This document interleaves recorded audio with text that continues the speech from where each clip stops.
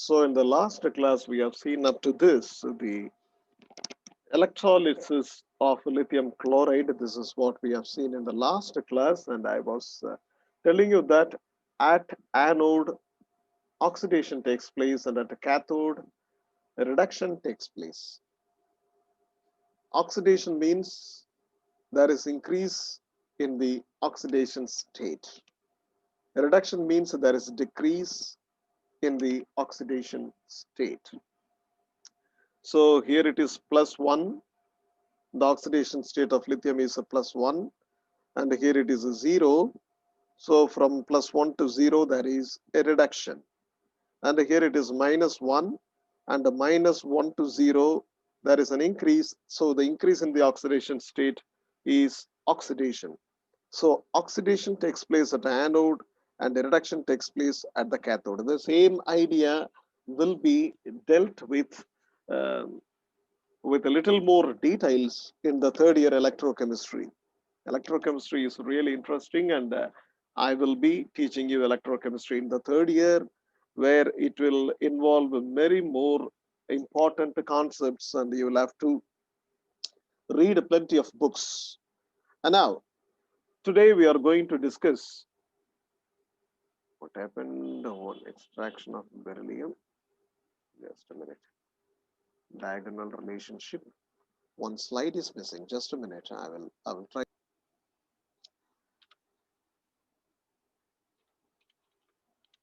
So up to this point we have seen. Now we are going to see the anomalous behavior of beryllium in the alkaline earth metals. So alkali metals are lithium, sodium, potassium, rubidium, cesium, and francium. Alkaline earth metals are beryllium, magnesium, calcium, strontium, barium, radium. See, if you think of the beryllium being the first element of the alkaline earth metals, it is very small in size, and also relatively it is with a high electronegativity. And it is a small size, and the high electronegativity makes it behave completely different among the alkaline earth metals. So when you study the behavior of the beryllium, beryllium is found to have very peculiar behaviors. And look here, the first point is the ionization energy is very high.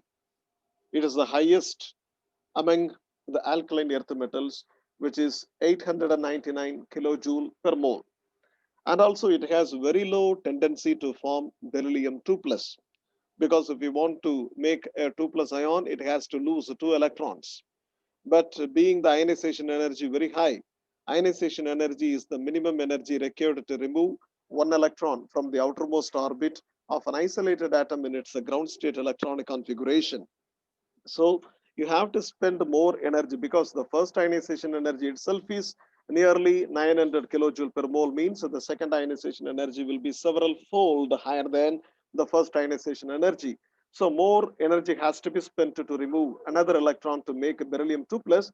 That is why it is not forming any ionic compound. So ionic compounds are not found among the compounds of beryllium. And the second thing is tendency to form covalent compound is higher for beryllium, because the electronegativity is 1.5. So it forms compounds with oxygen, chlorine, nitrogen, and sulfur. And if you measure the covalent character of the compounds, the covalent character of beryllium compounds with oxygen, chlorine, nitrogen, and sulfur is found to be, they are all found to be more covalent than the compounds of the same elements with magnesium, calcium, strontium, and barium. And the next anomalous behavior is beryllium, it does not react with water, even at elevated temperatures. But when you pass a steam over beryllium, you can observe the formation of beryllium oxide.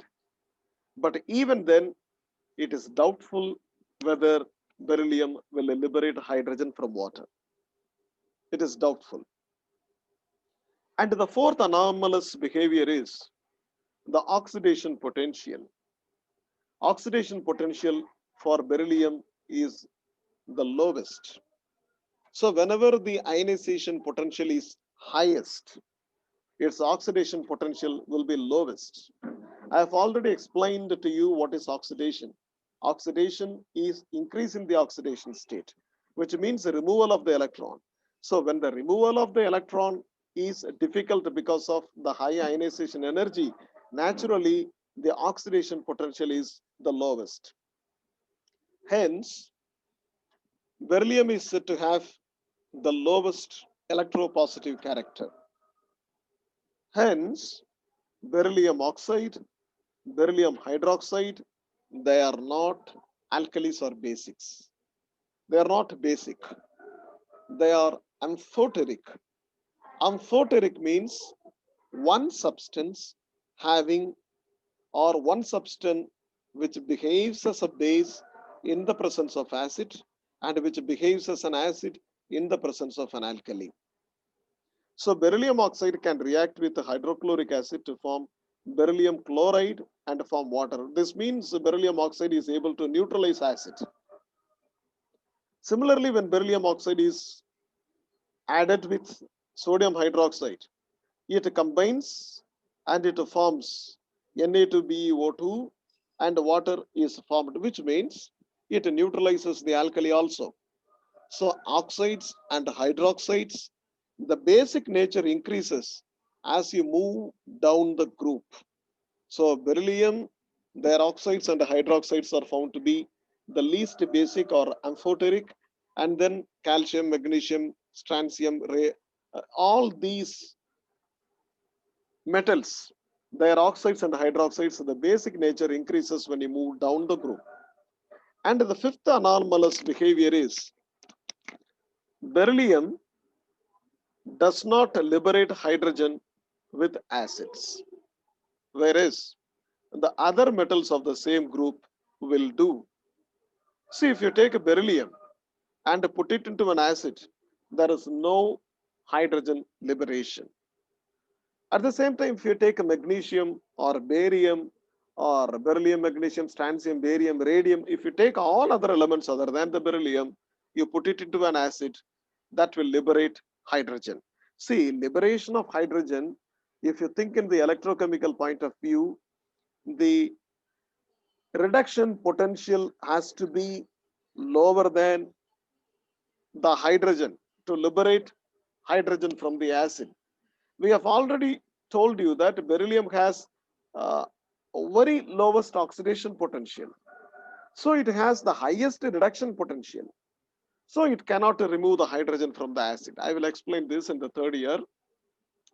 And the sixth point, beryllium, it doesn't show any direct combination with a hydrogen. But beryllium hydride formation is found, and beryllium hydride compound shows existence. But the covalent nature of a beryllium hydride is much more when compared with the magnesium hydride.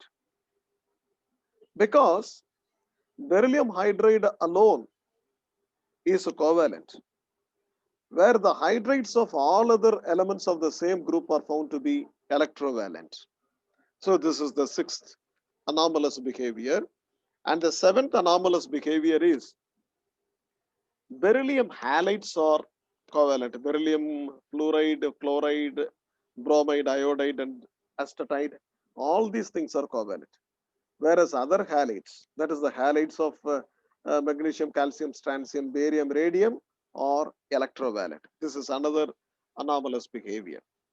And the eighth anomalous behavior is the metal combining with nitrogen to form nitride, M3N2. See, in the place of M, you can put beryllium. When you put beryllium, that particular compound alone is volatile. Whereas, if you put other metals in the place of M, magnesium, calcium, strontium, barium, radium, all other nitrides of the same group are non-volatile. This is another peculiar behavior of a beryllium. And another thing, when you combine the metal oxide with the carbon, you are getting the metal carbide. See, the metal carbide, look at the formula, it is Mc2. This is metal carbide. But when you make the beryllium oxide react with the carbon, you are not getting Bc2. Rather, you are getting Be2C. For beryllium alone, you are getting the molecular formula M2C. Whereas for all other metals, you are getting the molecular formula Mc2. And also, when you make the carbide react with water, Be2C, beryllium carbide, reacts with the water to give beryllium oxide and it liberates methane. Whereas a calcium carbide or other carbides, when they react with water, they liberate acetylene and also their corresponding hydroxides are formed. See, for beryllium alone, oxide is formed with the liberation of methane. For all other metals, hydroxides are formed with the liberation of acetylene. So this is another peculiar behavior of beryllium. And also alkaline earth metals, they do not form complexes. You know what are complexes? Complexes means the metals which try to satisfy that secondary valency with the ligands to form a coordination compound where the coordination bond is favored. And normally alkali metals and alkaline metals, alkaline earth metals, they do not form complexes, but except beryllium. It is because of its small size. The BeF3 minus or BeF42 minus, and they are all the very common complexes of beryllium. So the tendency to form the complexes, it decreases when you move down the group in the alkali metals. So these are all, these 10 points are the anomalous behavior of beryllium. This is the anomalous behavior of beryllium. Now you see the diagonal relationship between beryllium and aluminium. I've already told you in the previous class what causes the diagonal relationship.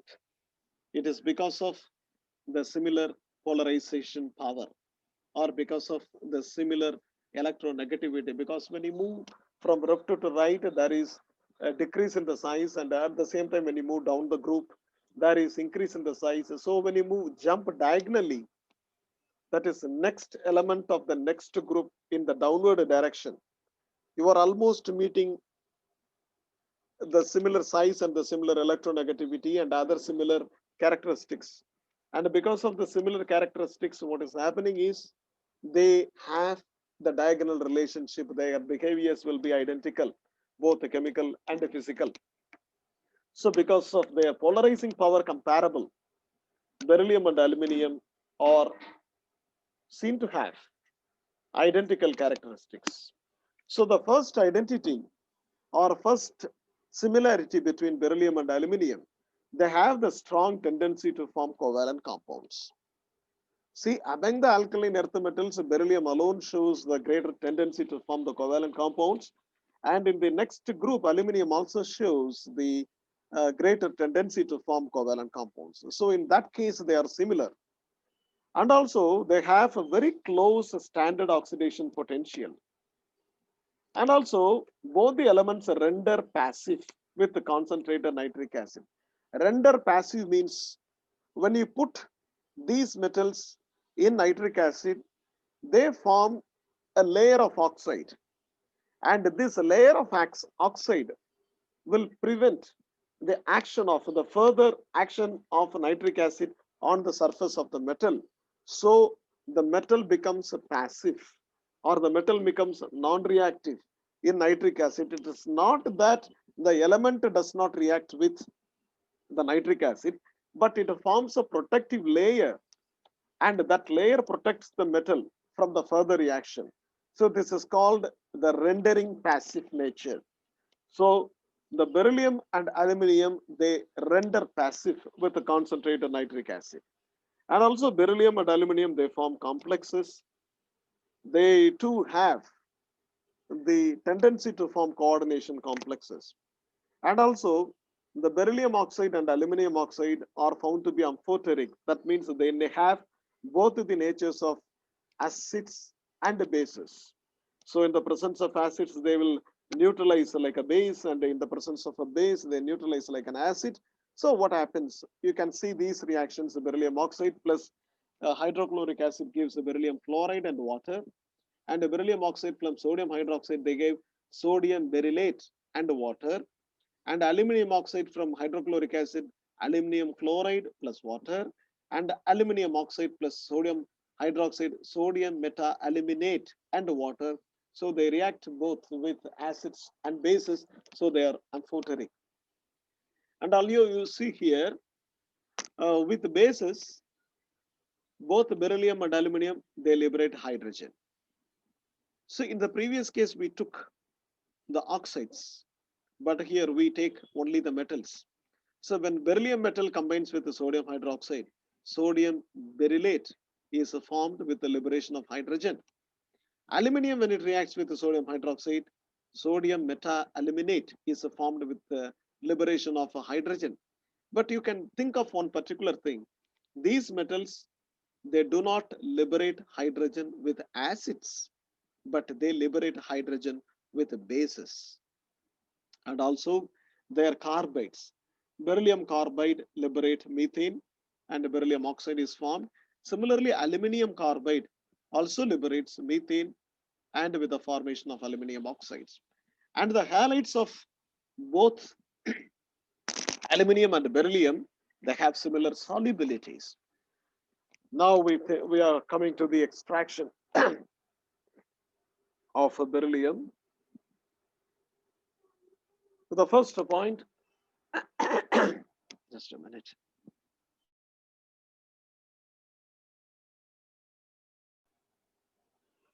So extraction of beryllium. First of all, beryllium is not found in free state. It is found in a complex state with silicates like a feldspar, mica. You know this name of beryl. Beryl is the name of crude emerald stone. It is a precious stone. Beryl, it is a green colored stone, crude emerald stone, whose formula is Be3Al2SiO3 6 times. Normally, these minerals are taken and they are finely powdered and pulverized. And to the pulverized mineral, sulfuric acid is added. This sulfuric acid converts the beryllium compound and the aluminium compound into beryllium sulfate and aluminium sulfate. So, to these sulfates, when you add ammonium sulfate, you know what is a double salt? Double salt means two cations with a common anion. What happens? Aluminium alone forms a double salt of aluminium ammonium sulfate, and the aluminium ammonium sulfate crystallizes out. So what remains in the solution is only beryllium sulfate. And this beryllium sulfate is separated because the aluminium sulfate which was present along with that has been crystallized and separated out. Now the decant or the supernatant liquid contains only beryllium sulfate. And this beryllium sulfate is calcined in a rotary kiln at 1450 degrees centigrade, so that the sulfur dioxide will escape and beryllium oxide is formed. Now the beryllium oxide is reduced when heated with carbon and copper. So the carbon, what happens? It is nothing but simply pulverized coke. So we are just thoroughly mixing the coke and the beryllium oxide and we heat. And when we heat this, the carbon takes the oxygen from the beryllium oxide and It is getting, it is becoming carbon dioxide, a gaseous product, and the gas comes out, and then what remains is the beryllium. Now, look at this picture, and this is where the beryllium oxide is electrically heated with coke, and the beryllium is beryllium oxide is reduced to beryllium. And look here, this is actually a steel shell, and the outer layer is constructed with the fire bricks, and the inner chamber is filled with carbon, and here is an electrode. Actually, this carbon can conduct electricity, and also this part is also made up of steel, and from the above, electrodes are coming, and here is an opening to charge the chamber with the beryllium oxide and pulverized coke, and here is a vent for the escaping of the carbon dioxide gas. Now what happens? We are electrifying these two electrodes, and the electrodes which come from the top are constructed in such a way that they can be brought down or brought up, and we can adjust the length so that at a particular length an arc is produced, electrical arc, and this electrical arc generates high temperature inside the chamber. In that temperature, the beryllium oxide and the coke, they will react, and the carbon dioxide will go up, and they will be tapped out, and the molten beryllium will slowly come down through this hole, and this is where it is tapped.